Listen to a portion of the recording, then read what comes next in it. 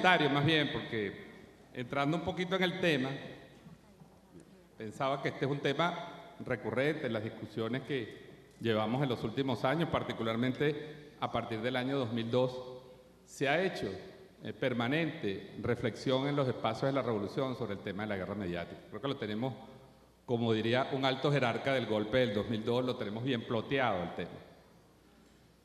La pregunta parece ser siempre, se tranca, es, bueno, ¿cuál es la estrategia?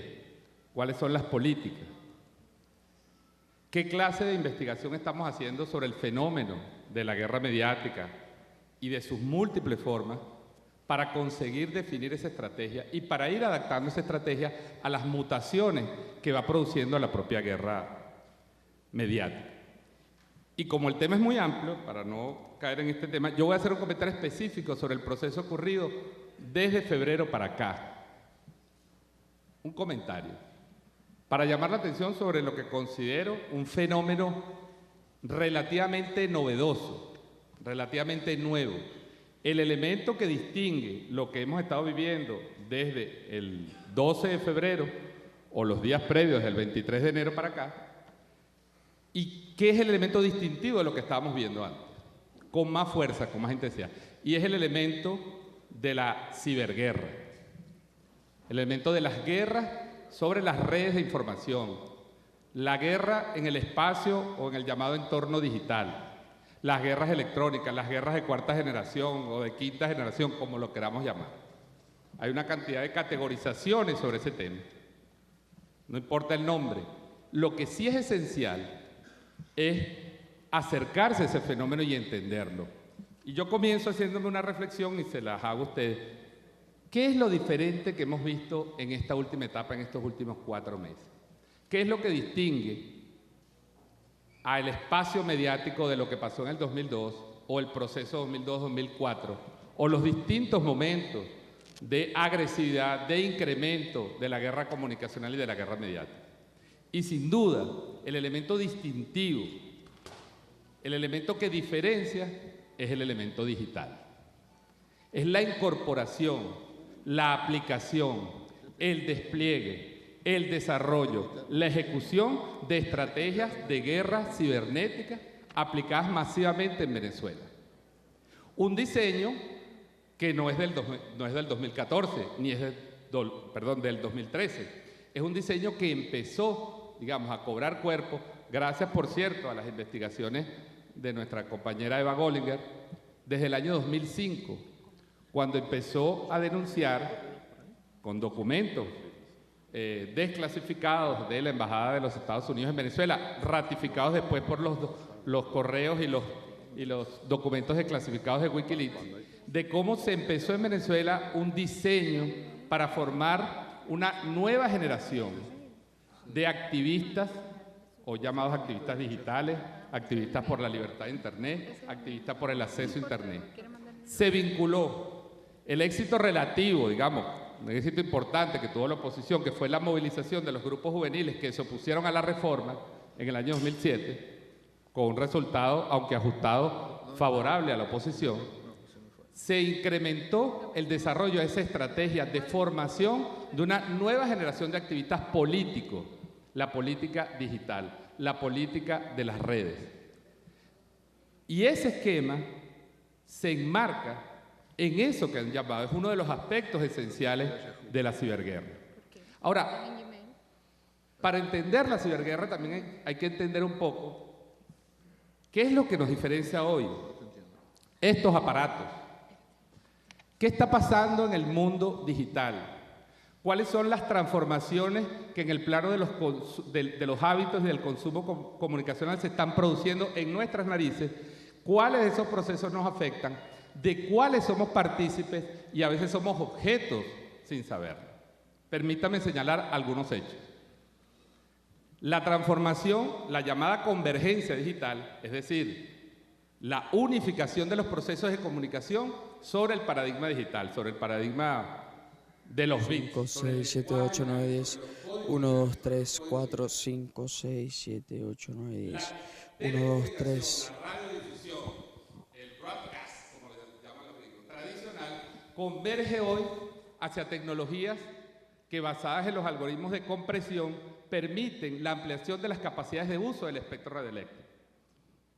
Eso tiene que ver con el desarrollo del Internet móvil, tiene que ver con el Wi-Fi. Se incorpora una serie de términos, una serie de procesos, una serie de fenómenos de los cuales somos simples consumidores. La gran mayoría de los venezolanos compramos un aparato de estos, pagamos por usarlo y no sabemos que estos aparatos, cuando están conectados a una red, aunque sea la red local, genera aproximadamente 700.000 conexiones con servidores en el extranjero.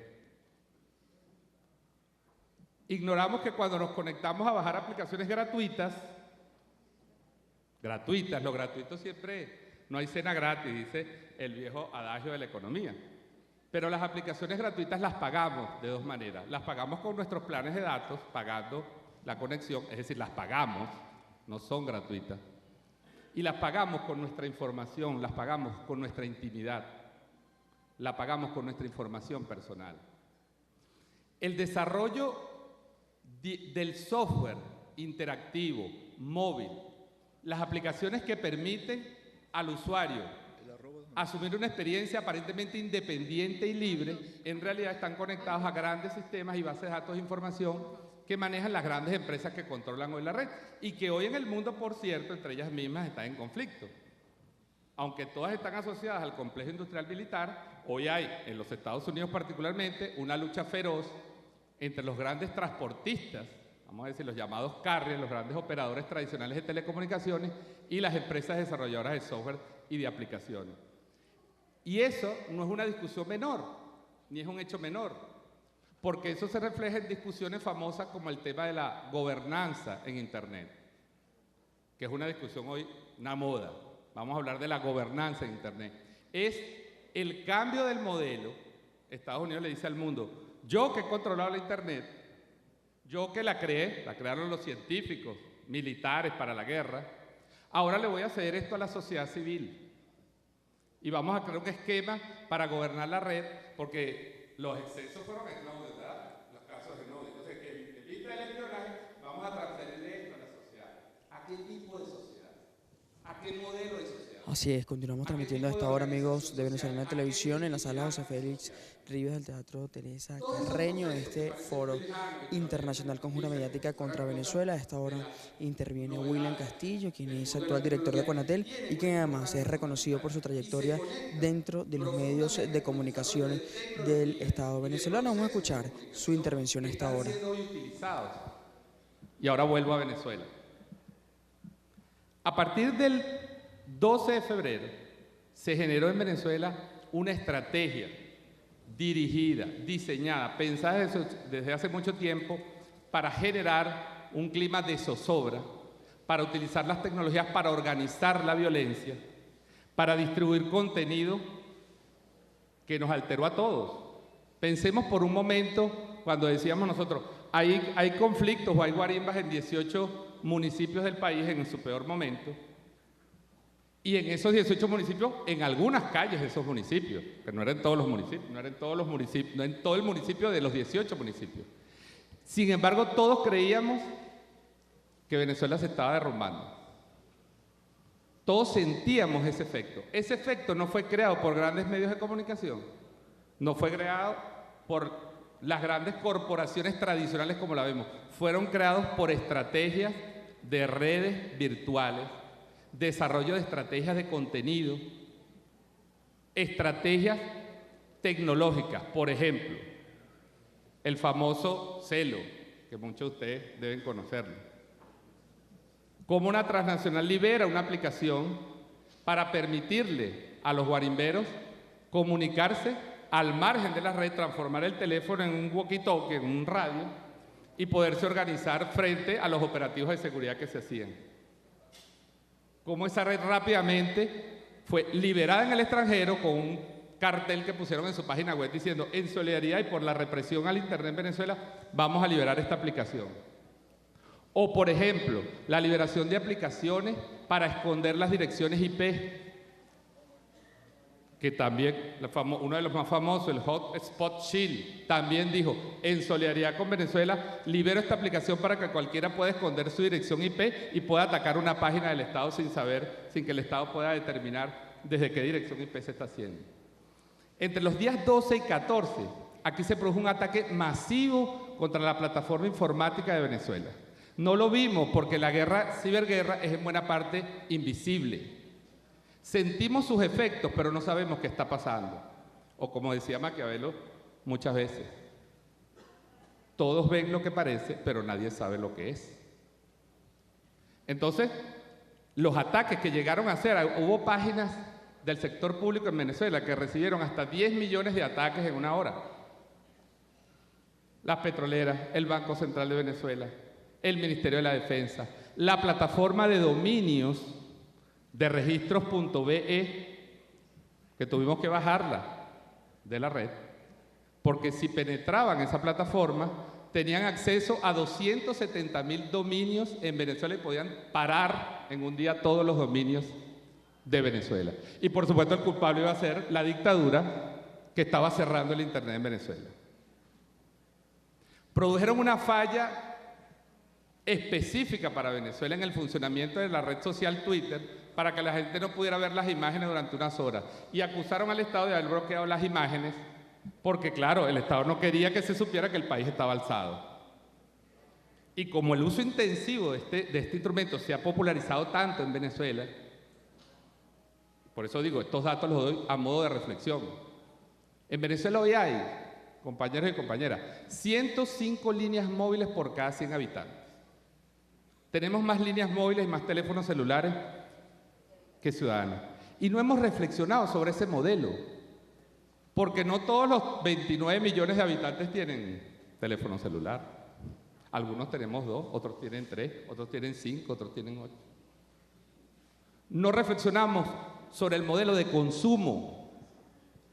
El venezolano está gastando de su ingreso de 300 a 500.000 bolívares mensuales en pago de servicios de telefonía móvil.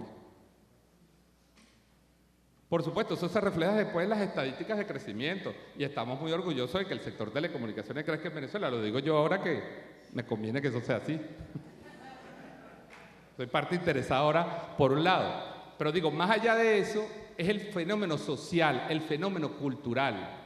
Aquí se organizaron desde el 12 de febrero grupos específicos de hackers muy agresivos, con fuerte apoyo de ONG internacionales, desde fundaciones internacionales, para destruir e inhabilitar la plataforma informática de Venezuela.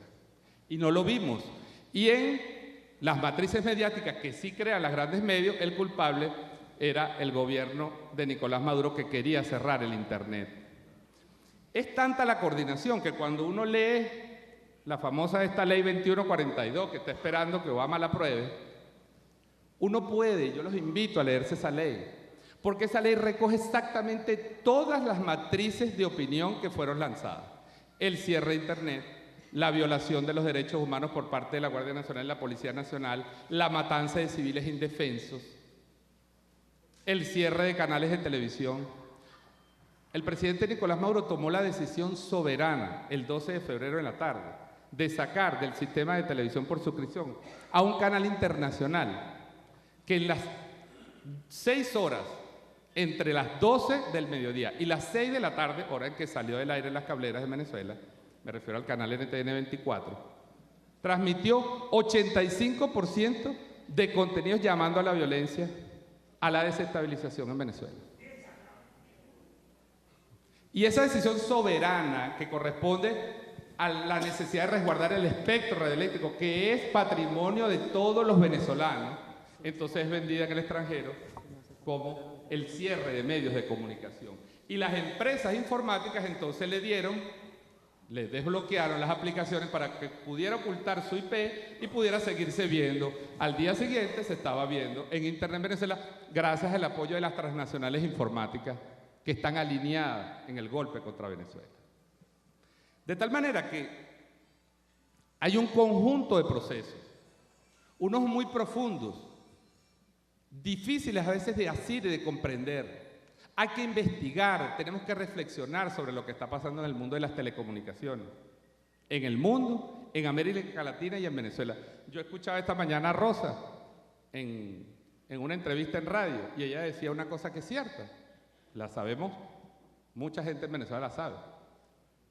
Todo el tráfico de Venezuela que va hacia el mundo pasa por Miami o pasa por Nueva York. Porque la red fue creada y diseñada por los norteamericanos y tienen los centros de distribución y de tráfico, el más importante el de Miami respecto al Caribe de América Latina o a la zona del Caribe que incluye a Venezuela y Nueva York. Y de ahí es que nos comunicamos con Europa o con China cuando chateamos, cuando queremos hablar con un compañero, tenemos que pasar por ahí. Entonces Rosa decía, hay que pensar y reflexionar para construir una política en el marco de la integración que nos permita trasladar al plano informático, telemático, las ideas de soberanía, de integración y de independencia respecto a esas redes.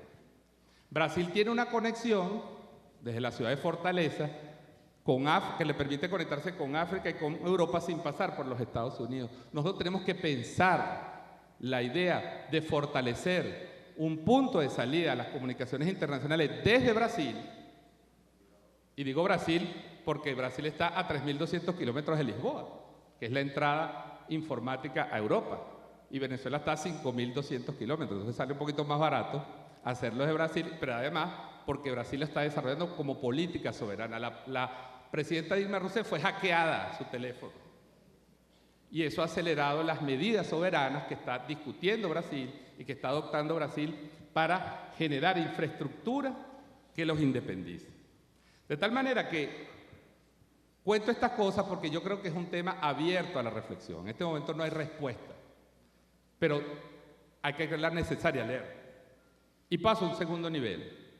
El desarrollo de la ciberguerra no se basa solamente en el modelo tecnológico, tiene su asidero fundamental en la estructura de las redes y en la forma en que está concentrada en el poder en el hemisferio norte. Pero, para efectos nuestros, se visibiliza a través del contenido. Entonces hay un nuevo modo de distribución del contenido. Compañeros y compañeras, en esta fase agresiva del golpe del 12 de febrero para acá, el rol fundamental del contenido no lo han jugado los grandes medios de comunicación. Los grandes medios de comunicación se han puesto a la cola y es la primera vez que sucede en 15 años de los contenidos difundidos por las redes. Porque las redes han impuesto un modelo que ahora se llama el ciudadano emisor. Tú no necesitas un gran medio, tú lo que necesitas es a muchas personas convertidos en medios de comunicación, convertidos en emisores. Esos son los que retuitean las fotos falsas, esos son los que convierten tendencias en hashtag, en las etiquetas, mentiras o falsedades, los que convirtieron en etiquetas cosas como que estamos matando a yo no sé cuántas personas en Maracaibo, no era falso, o en Valencia. El modelo de distribución de contenido que no se basa solo en la individualidad. Nosotros a veces cuando discutimos en las redes queremos ver con quien discutimos, sobre todo si es adversario, si es oponente político, lo tenemos a ver como una unidad, pero en realidad hoy en Venezuela están funcionando de manera de red. Nosotros, para decirlo autocríticamente, no hemos comprendido bien ese proceso y por lo tanto no estamos organizados todavía para ese proceso. Y tenemos que hacerlo porque es el nuevo modo de operar sobre un nuevo espacio cultural, sobre un nuevo imaginario, sobre una nueva realidad. Entonces, contenido y tecnología. Los gringos dicen en su proyecto de ley, dice, Estados Unidos, hay que leérsela, por momentos da risa, pero es como esas risas de las cuales uno se tiene que preocupar, ¿no? El primer párrafo de esa ley dice, para aplicar sanciones a Venezuela, que porque hubo una inflación de 56% en el año 2013 y porque hay un índice de escasez de 28%. Esas son las principales razones con que inicia el marco general del contexto de esa ley. Pero esa ley termina en cosas como esta. Estados Unidos fortalecerá la capacidad de la sociedad civil en Venezuela. USA facilitará la apertura y el acceso sin censura a Internet en Venezuela. ¿Qué significa que Estados Unidos ponga en una ley, en un proyecto de ley, que va a facilitar el acceso a Internet en Venezuela? ¿Es posible eso? Puede sonarnos de ciencia ficción. no es imposible eso. Y habla específicamente de evaluar y hacer recomendaciones para incrementar la distribución de lo que ellos llaman tecnologías elusivas, vía software o vía hardware. El software, ya he puesto un ejemplo. En hardware, yo se lo dije al periodista, a Víctor Hugo Majano, que por cierto recomiendo su blog, sale una cuñita aquí, latabla.blogspot.com, que ha estado investigando este tema. Y efectivamente, en la guerra de Irak, los drones, los aviones no tripulados, se usaron para labores de espionaje, después se usaron para labores de bombardeo, y ahora se están probando drones para el uso de distribución de señales radioeléctricas y de Internet. Y lo dice una revista, buscar aquí la cita exactamente, la revista Wired. Dice, el gobierno de los Estados Unidos ya dispone de la tecnología y los dispositivos para convertir drones usados en Irak en puntos de acceso inalámbrico a Internet sobrevolando en cualquier lugar del mundo. Wi-Fi, solo que desde el aire. Los drones Shadow podrían transferir hasta 1 GB por segundo de datos, el equivalente a la conectividad de teléfonos inteligentes de cuarta generación. No estamos hablando de ciencia ficción. Los medios se burlaron de esa declaración que le di a Víctor Hugo Majano y la banalizan, porque la tarea hoy de los grandes medios sí es invisibilizar las denuncias, como invisibilizan y se burlan de la denuncia del magnicidio o como han invisibilizado y burlado de la denuncia del golpe. De tal manera, para ir terminando,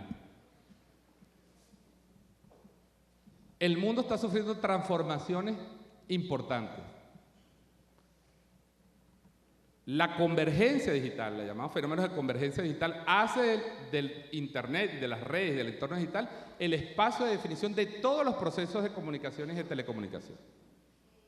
Las viejas tecnologías están quedando atrás, pero con el cambio de las tecnologías están quedando los modos culturales, los hábitos de consumo.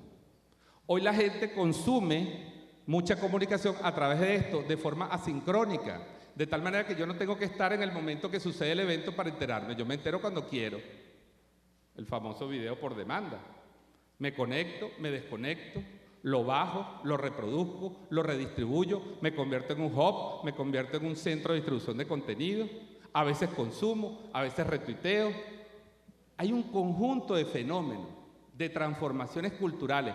Los jóvenes, los niños, niñas y adolescentes son los principales usuarios de esto, son los que vienen preparados, digamos, en esta nueva mentalidad de un nuevo imaginario. Entonces, hay que necesariamente reflexionar, investigar lo que está pasando en el mundo y en América Latina en materia de telecomunicaciones, los nuevos usos que se están dando, los nuevos hábitos, los nuevos procesos de formación de la opinión pública, los nuevos procesos de formación del consenso o del disenso, cómo los individuos hoy funcionando en red son muy poderosos a muchos medios de comunicación. Y hay que romper el modelo tradicional emisor-receptor de que yo necesito un gran medio de comunicación para lograr un impacto. Se demostró en esta crisis, el impacto se generó en otros espacios. Y no es que lo va a sustituir. La televisión, que también marcha hacia lo digital, tiene una larga vida. Por supuesto que tiene una larga vida. Pero la televisión se está transformando. Todas las empresas de telecomunicaciones se están fusionando y comprando a las empresas de televisión en todas partes del mundo. Los sistemas de distribución de contenido van a ser únicos. Y lo importante va a ser quién tiene las redes y quién las controla. En Venezuela, el Estado venezolano, muchos de ustedes no lo sabrán, está construyendo 6.000 kilómetros de fibra óptica en este momento. 6.000 kilómetros de fibra óptica a través del país para conectar a toda Venezuela. La soberanía tecnológica va a depender de la claridad de la visión que tengamos para convertir los avances tecnológicos en reflexión política, en reflexión ideológica y en organización, como decía Elías Agua, para la política real, pero sin olvidar los espacios virtuales y los nuevos espacios donde se está desarrollando la política. Muchas gracias.